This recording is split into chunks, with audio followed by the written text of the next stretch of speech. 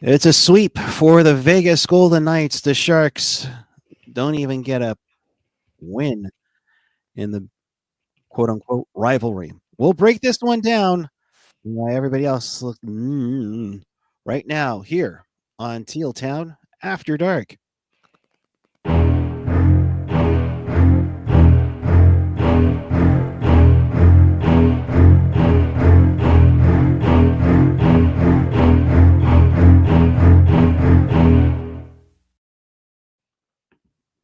Good evening, everyone. It is January 7th, 2025. The Sharks lose 4-2 to the Vegas Golden Knights. Welcome to Teal Town After Dark. It is your live interactive Sharks post game. We do this after every single game because we like to torture ourselves, especially against the Knights. So if you want to be part of the show here, do yourself a favor. Chat with us and fellow hockey fans all over the world and in Sharks territory on the YouTube page or the app. If you're watching us on the replay, leave a comment down below and tell us what you thought of tonight's game and the pure annihilation that the Golden Knights provided to the Sharks.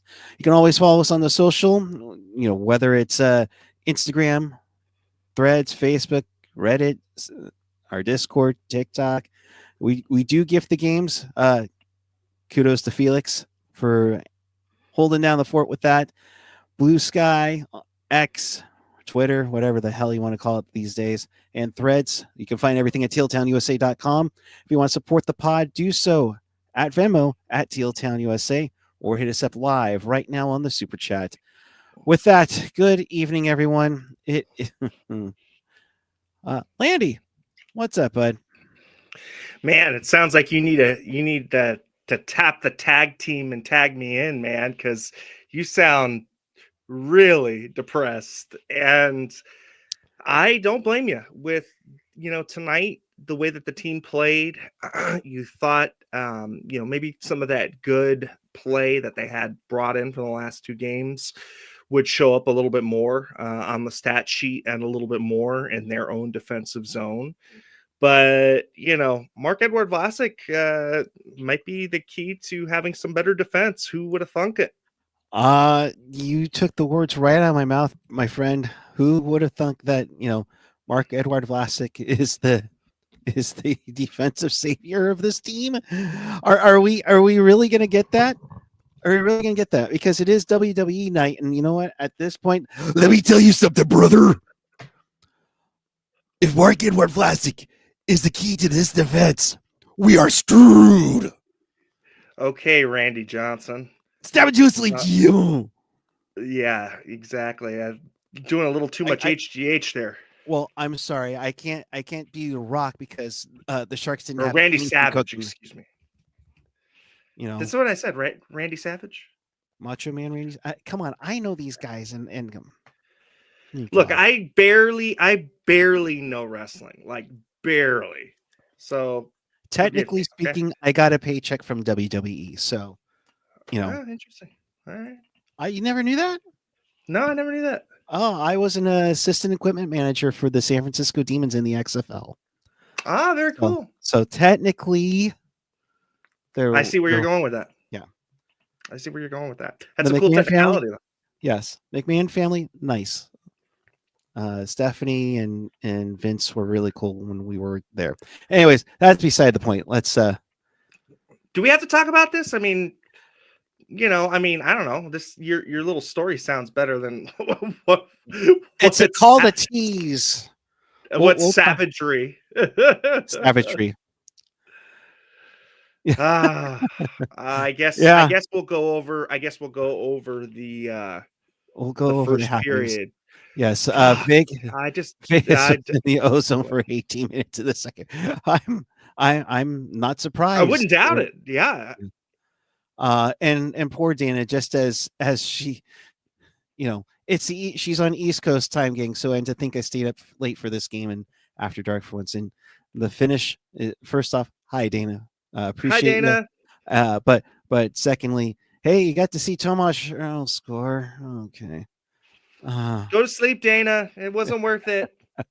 We're not worth it. you're, Yes, we you're, are. We're you're trying more to worth build a thing. Damn it!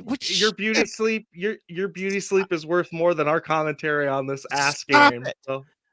Landy. Did I Holy say? hell! Have I ever mentioned about my self-sabotaging streak?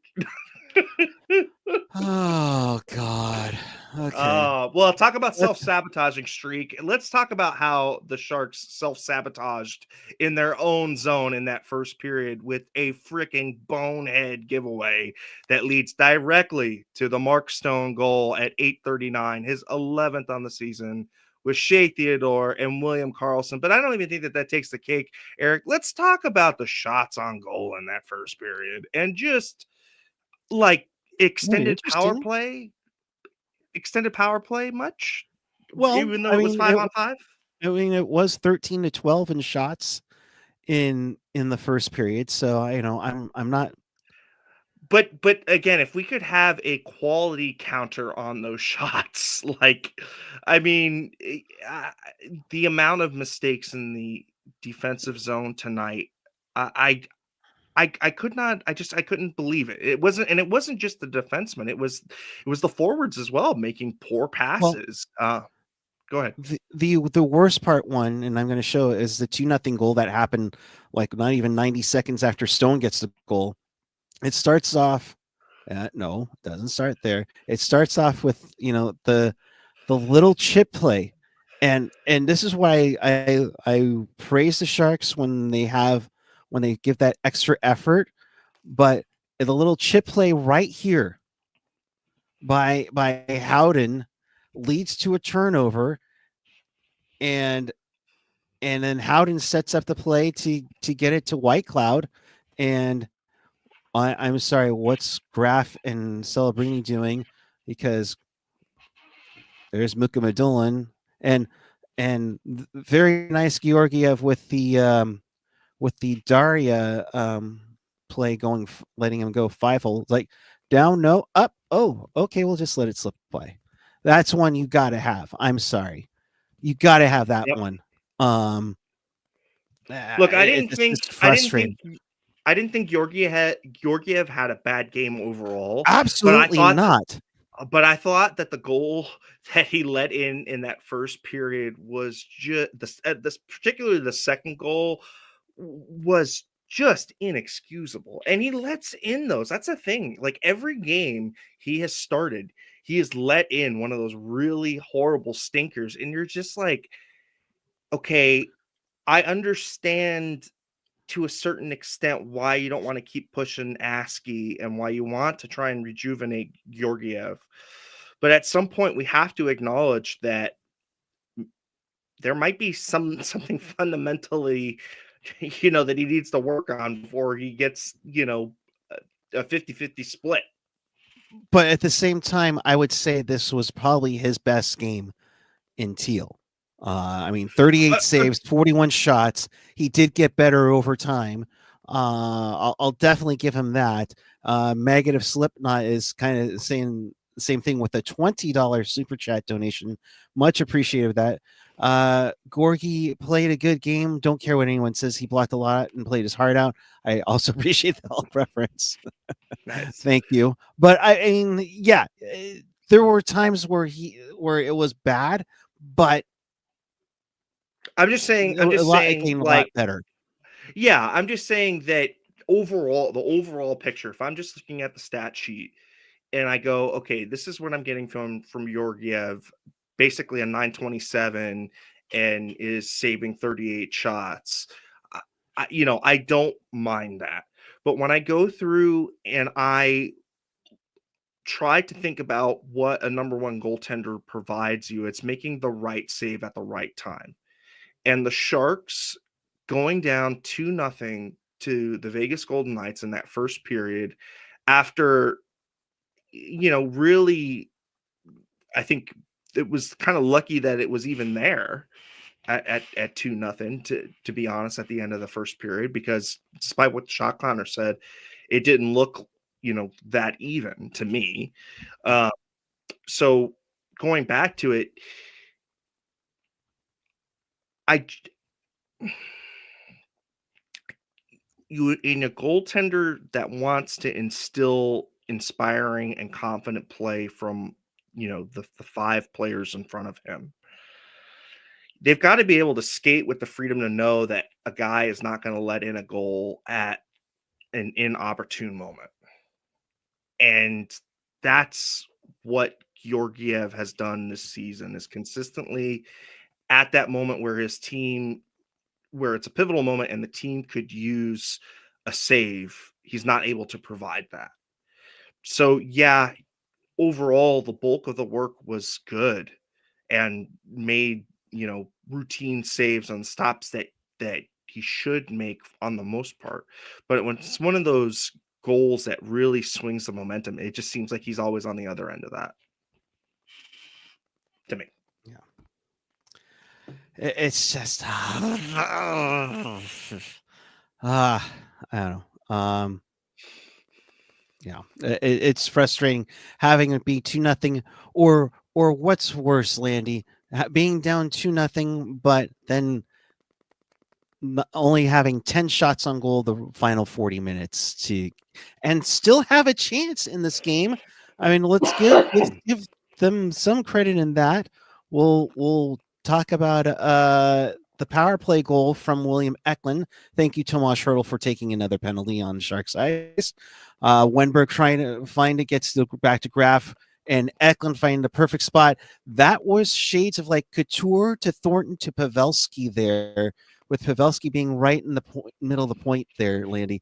Brought back some memories, but cut the lead in half for Well, it wasn't it Vegas. interesting after Toffoli and Smith went off on that collision. I actually held my breath there at that moment. Yeah, yeah, I was I was like, oh shit, he looks like he got his head rung, his bell rung a little bit. But um when the second unit came on, it just seemed like Macklin was working a little bit better tonight with Eki and Graf. So again, I think Macklin is the kid that you want to make sure he plays with everybody.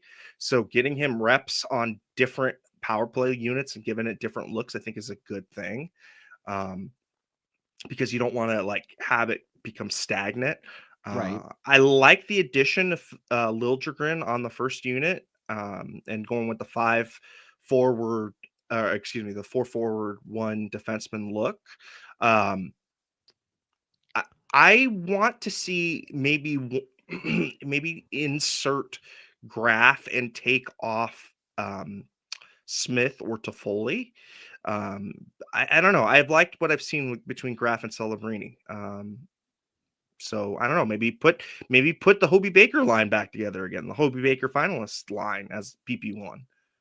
Yeah, That would be good. But I really liked what I've seen from Colin Graf so far, and I think um, he's steadily becoming like one of those not diamond in the rough, but a guy in which you weren't expecting a lot from this season. I don't think any of us really expected him to get more than a cup of coffee, and he's making the most of his cup of coffee here.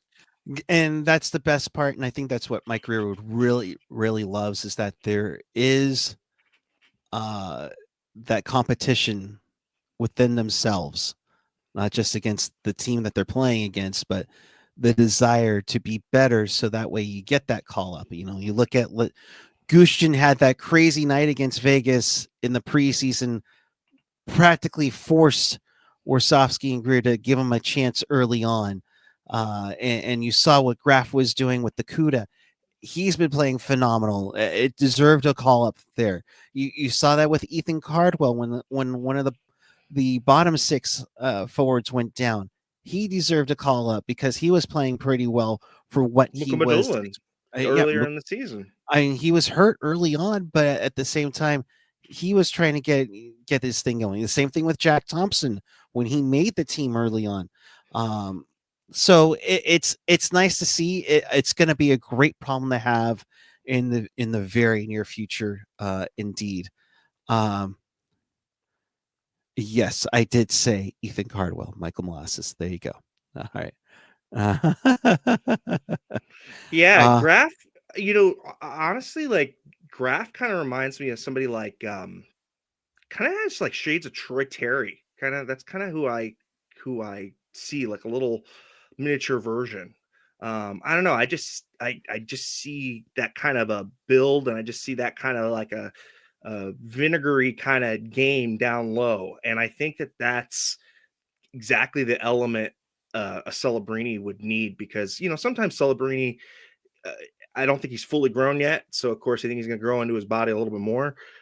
So it's nice to have a little bit more of an active physical element. Yeah, you can have a guy like Barclay Goodrow, or I would even say Feder, excuse me, the Help me out. why am I trying? The Russian kid, big kid, Kovalenko. Thank you. Oh my God, I'm just falling apart here. But like Kovalenko, he Well, doesn't. use some glue and piece yourself back together, man. Come on. Yeah, right. Um, Sometimes I feel like Kovalenko can get a little stagnant, or a little stationary. That's the word I'm looking for. Um, Graf seems to make his own space a little bit better. I don't know. That's kind of what I'm seeing so far. He's definitely made his chances. He definitely has a little bit of a grinder in him. So I was interesting to see how he would be on the fourth line tonight. I mean, I thought these lines looked really sharp too, to really get things going. But you're going up against Vegas. It might be quite different. Might be quite different against Utah on Friday night. We'll see. Um, Yeah. Yeah. So And yes, yes, TLBT. Remember before the Askarov trade, we all said the VGK first pick might be a lottery pick. Yeah, that was funny. Thank you for reminding me hey, about that. somebody can dream, right? But We can. we got a super chat from Jerry. So Jerry, $5 super chat. Thanks for the great coverage. This was frustrating to watch, but I hope that the Sharks have a better game Saturday when my son and I will be there. Awesome. Have fun. Drive safely up, or if you're flying up. I keep hearing this fog keeps getting in the way, but there also might be smoke. And to our friends up in the LA area, all our best to you right now. But getting back to it again, the Sharks had only what is it? What do they have? 10 shots on goal. The final 40 minutes, 2 of them went in. We talked about the William Eklund one, but back on the power play, Timothy Liljegren. I mean, this shot right here. I mean, what a wrister. I mean, that went in and out quicker than an in and out drive-through window. I mean, this shot just picked the corner. Great screen by Wenberg. Let me emphasize that. I love this because I've been saying this for years, probably the entire time we've been on the air. But that Tomas Holmstrom line, or that movement, have somebody get in the freaking way, and look what happened. do you remember how much? Do you remember between him and Dustin Bufflin when he was still a Chicago Blackhawk? Between those two, Hell, with when he was their at a asses, Thrasher and a Jet. yeah, between those two, with their asses in front of Niemi and Nabokov consistently, that would be like the most frustrating hockey to watch, because they were literally just solid rocks that you could not move from in front of the net.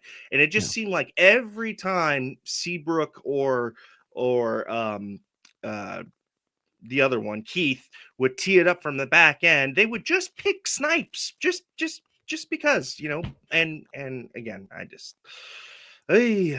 or Nicholas Lidstrom on the Detroit Red Wings. He liked to dine out with Thomas Holmstrom's ass in front of the net. Mm-hmm. So probably farted when he was in front of the goaltender. That made it worse too. Jeez. Okay, probably too much info there, but I digress. That was your teaser goal. That made it 3. Too many Swedish meatballs. Underrated IKEA Swedish meatballs, by the way. That made it 3-2. Before then, Victor Olofsson with the slapper, that fooled Georgiev at 1:10 of the third period. That made it 3-1. The Liljegren goal made it 3-2. So let's give some flowers to the Sharks power play tonight. They go 2 for 2 on their power play. Hell, The Olofsson goal was a power play goal as well. So both teams were perfect on the man advantage tonight. You can give that. I mean, but Landy, the Sharks also had issues with the faceoff circle. It was at one point 75% in favor of Vegas. They ended up with a 2-1 margin on faceoffs tonight. That doesn't help things either. No, it's difficult to establish puck possession against a puck possession team that's also good at faceoffs. So if you're a puck possession team who is also good at faceoffs, you're more than likely going to have the puck in the offensive zone, and trying to combat that from that base of weakness, right, where you've already got to come away from the draw. I mean, on that goal on the power play from Olofsson, that was a set play, and that they set played it right off the face off, got to their positions, and Olofsson was able to bury it from a pretty routine area. So again, until the team fixes those fundamentals on the defensive end, I really don't see there being different outcomes than what we saw this evening, and the good teams are going to expose that every single time. And when you got a team like Vegas, or shoot, I mean, I hold my breath for Lunar New Year when Florida comes in, because you talk about another team that's stacked up and down the lineup. That's another one. So again, it when you've got to face these elite teams depth wise, there is no room for error. There's no margin for error, and I think we saw that full display tonight. Yep. You can't. I mean, it's gonna be. I mean, it's gonna be tough to do, but these are the measuring sticks that you have. They played okay, but at the same time, I thought they were dominated as well. And I know that kind of, it's like, how can they be okay but get dominated? But the thing is that I don't know if Vegas kind of let the foot off the gas a little bit, but they kept at it. The Sharks kept going at it, but just couldn't get anything on net. I mean, I think that kind of shows tough to describe, because it's like 22 shots on goal. You only had 10 in the final 40 minutes, but 2 of those go in, and you had a chance to tie it up with about 2 minutes to go. Yeah, and when you have that teaser goal and the team is trying to kind of come back or whatever, again, I just go back to the consistency, and the consistency in the offensive zone, and to have any kind of shot at that, they had to execute at a high level, and they just weren't. I think it goes to show you that tonight there were points at which they had, you could see that the high end talent was pretty close match for match, but the difference was the depth, 1 through 4. And I think also the difference between a veteran lineup and a younger lineup, where you saw at spurts, some really good play, but couldn't put a consistent 60 minutes together, and not, when I say consistent, I mean a mentally sound defensive game for 60 minutes. They still haven't done that yet. No. So until they can do that and prove to me that they can shut a team out, or at least hold them till 1 goal for a consistent span, I will tell you that the team's not ready yet to compete. I'm trying to remember, have they shut out a team yet this year? And I'm thinking no. I don't think. I take that back. No, I take that back. Who was it? The New Jersey game in November, 1-0 right, win, where Timo Meier scored the winning goal for the Sharks. Right, but how many times have there's that? No. Timo Meier scored the goal. Yeah, it was an own goal. He put it in his own net for the. Right. Yeah, but, that's their only shutout of the year. But you know what I mean? Like they haven't consistently been putting in defensive efforts like that. So again, yeah, until they do that, until they put a span of having teams with, if I say this, Brody Brazil's going to pop out of the woods somewhere, but two or fewer. They need to have that span. It's like Beetlejuice, man. You just say two or fewer a few times, and the ghost of Brody And Brazil here will he is come. now. Here's Brody. No, I'm kidding. Okay. Yeah. No, unfortunately, we can't have Brody on. Yeah. But, Hank Vesuvius saying the effort is there. It's the personnel. I agree a little bit there. I think effort is pretty much there. I think it's more about mentally channeling that effort a little bit better to me. what did you think of Celebrini? I know there were some comments in our chat saying that he was a little off tonight.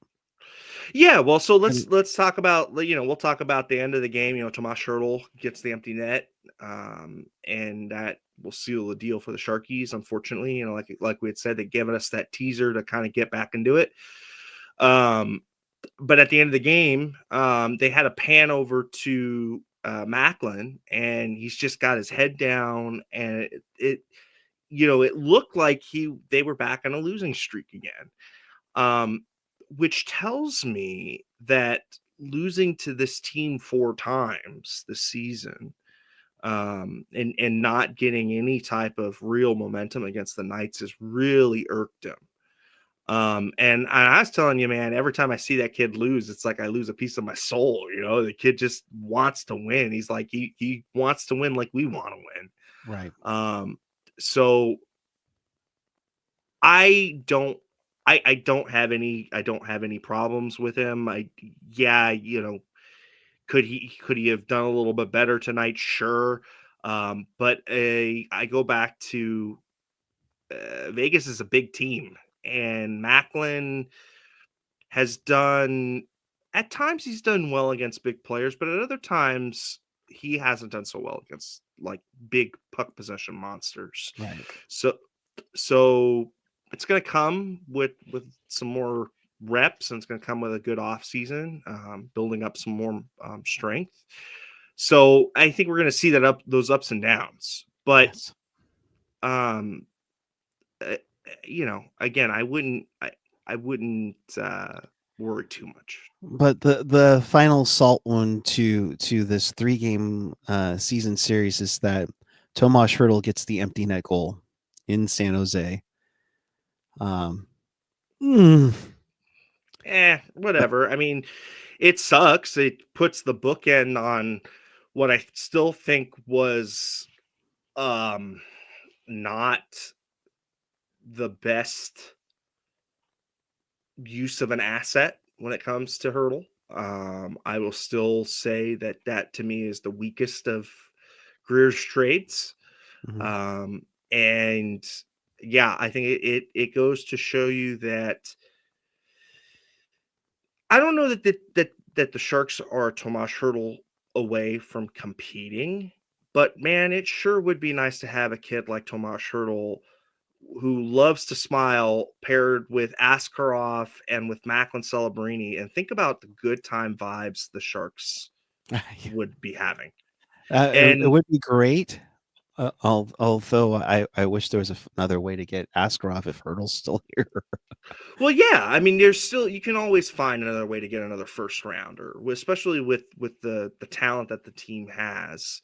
In the CUDA, I still think that Askarov could have been had without getting that first rounder from Vegas. I really do. So, yeah. Jerry F saying every player has an off night. Yeah, absolutely. And it's easy to pass on a night where he played meh because he's had many nights where he's been on his game, and Vegas is a damn good team. I'm still waiting for Mark Stone to go on to LTIR soon, so we'll see how that happens. TLBT saying, we got Askarov out of it, so what are you saying? Like, I'm just saying that Nashville was in such a hard place with Askarov. Like, I let's just say I don't think that Greer is quite the dentist that Wilson is. Wilson would have gotten would have gotten Askarov for a second and a top prospect. Like he would have been able to swing less for less capital to get that same player. And I think that that's just the tax. That's the new GM tax that you pay, Right. unfortunately. But still, I still think that there are GMs in this league who think that they can fleece the Sharks because Mike Guerrero is still new on the job. So I still don't think that we've shaken that label. He's made some good moves. The Wallman deal, I think, really skews heavy in his Yeah. favor. But for every Wallman deal, I can talk about, Brent Burns. the Burns and the addition of the extra pick for Hurdle, in that Yeah. Hurdle trade. Some other things that I just think were not the smartest. So. Yeah. Yeah. And, Elite Eklund 72. There were other bidders though, so I'm sure he wanted to make sure he gave up more to get him. I totally get that. That's the thing. Felix, by the way, stick taps to you for gifting the games tonight. Give Felix some love here, gang. He's been doing a phenomenal job gifting for us lately. Felix saying, for me, for all the rough nights Celebrini has had, which haven't been many, Mac has had many more good nights. He's a quick learner. Let's not forget, and the dude works his ass off. Yeah, absolutely. Oh yeah. And I know I forget where was it here. I know Michael Evans had made a comment. I think we're a little early for it, but is it bad to be nervous that Celebrini will leave and head somewhere else when he can because he's fresh with his frustration of losing? I don't think so, because I think with you being the number one overall pick, that's what you're kind of expecting to come into. So And let's also not discredit the emotional pull. There's a little bit of an emotional pull here. I think that the biggest concern that I see, to me, because he's kind of he seems like he's a very loyal player. He kind of that keep your head down ilk when you score. So to me, the team that I would be scared would poach him would be Vancouver. Right. I think that it would be a very strong tie to bring him back, especially because of, the Bedard / Celebrini. There's this rivalry, and, they're both Vancouver born. So to have one of those two players be back in Vancouver, I think would be very titillating for that fan base. Vancouver. Yeah, I did. So, I would not uh, uh, keep my eye off of that team particularly. but there's no way the Sharks would do that right away. No, and So, they. I mean, we're talking years and years and years, maybe even second contract. This is years second away. contract. Yeah, because that first contract, even if you're number one overall, you Right. are in shackles. Like The- you want to talk about the roughest free agency, I think, in all of the leagues. It's got to be between this and baseball, as far as like the reserve clause. When you can get to free agency. But yeah, it's pretty restrictive in the NHL. So I wouldn't worry too much until maybe the second contract. yeah. I don't know. Plus, Yeah, I don't think if Potner's still around, he's gonna back up a boatload of money anyways. He's not gonna let that well, kind yeah. of play. I mean, the cap's going to go up big time over the next few years. By the time it's time to pay Will Smith and Celebrini together, throw in Eklund while we're at it, and Zetterland, and we'll have more retention spots open. We'll have the buyout stuff of Martin Jones and Eric And I Carlson wouldn't be and Thomas Hurdle surprised. closer and closer to being out of the way. I wouldn't be surprised if there's not an addition to the CBA clause nullifying tax across, across the board, where the only thing that's factored in against the cap is the actual, the dollar value of the contract. And let's say, for instance, you do go over because of taxes. Well, we'll just say taxes don't count against everybody. But there needs to be, and I think that there will be, an addressing of the tax loophole and the tax issues that we've been seeing with some of these teams, and especially in the California teams, because that to me is the biggest obstacle between retaining star free agents within California, and what we're doing here. So you have things like Shohei Ohtani doing deferments. You have other players doing. Vetrano signed with Anaheim with a similar situation, so it'll be interesting to see. Yeah, definitely. But they have to address it, because now the marketplace is addressing it without CBA's guidance. And when that happens, you get like the Kovalchuk deal where it circumvents the unwritten rules. So yeah, Jerry, I totally agree. I wish our defense could start playing defense too, and bring back Classic. Yeah, maybe Steady Eddie. There's something to that again. Who knows? Oh, I never thought I would say that. Oh man, and hopefully Jake Wallman is back very soon. He's been out for a bit, so hopefully he's rested and ready to go soon as well. And of course, Grunstrom will definitely make another decision coming up soon on who gets to go back to the CUDA. So we'll see. And Vanacek is starting to skate. Broken cheek though, that's can't be fun. Mm-mm. Yeah. So that's like a Logan Couture-esque type of freak accidental injury, man. And let's not talk about Logan, because we're past the halfway point, and there is nothing on Logan, and I don't think we'll see him this season. I'm just gonna put that out there. I don't know if we'll see him ever again. I mean, 6 games in 2 years is what we're looking at right now. That's tough to take. So really we'll see how that goes. So Sharks lose 4-2 to the Vegas Golden Knights. Easy for me to say.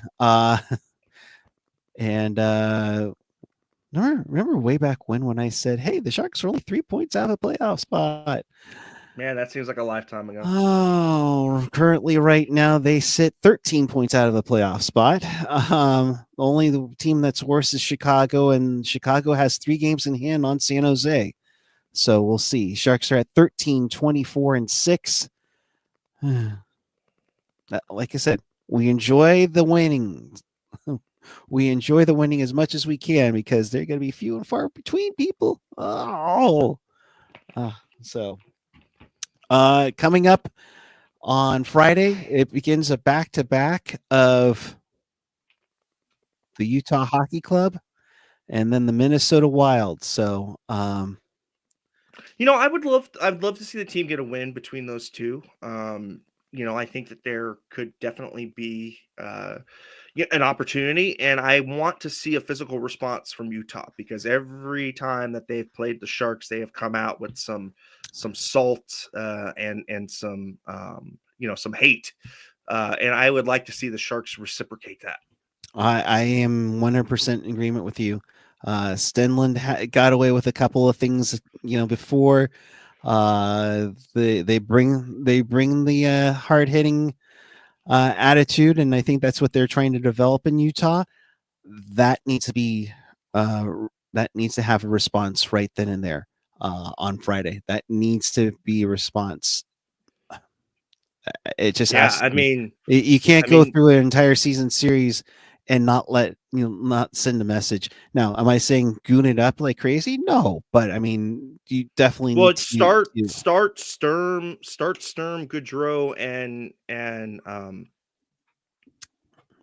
Kovalenko together, and then put Mook.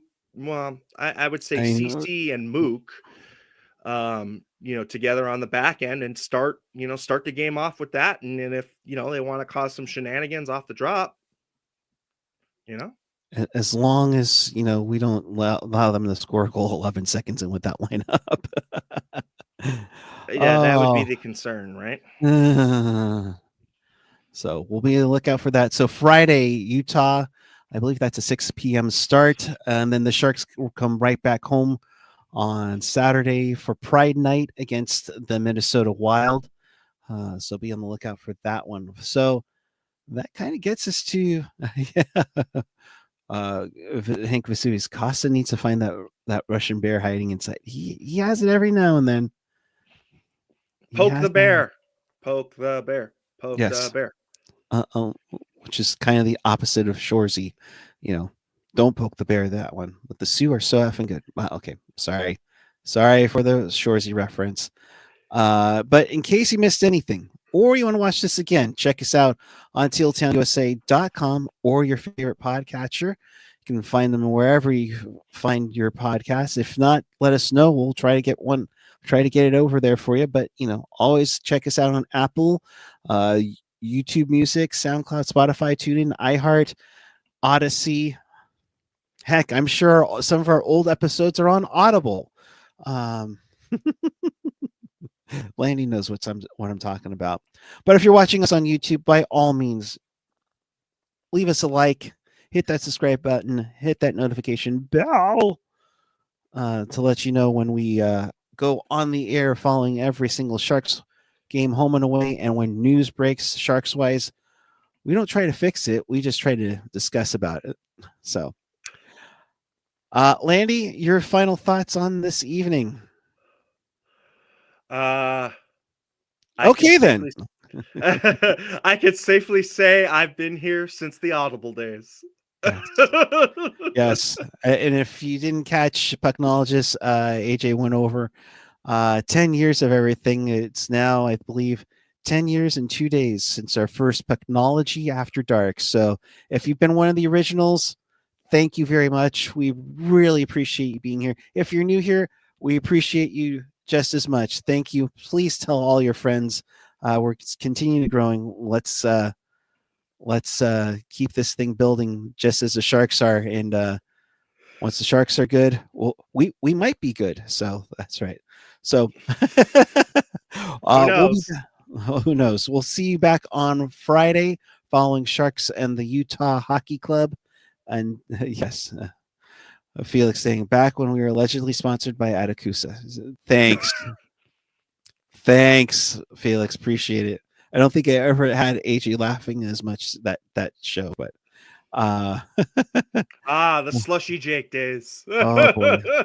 Good old crispy churro with the zero. All right. Until then, thanks for watching. Keep it real. Keep it teal. Keep it real teal. We'll see you Friday and Saturday following the Sharks playing Utah and Minnesota. Good night, everyone.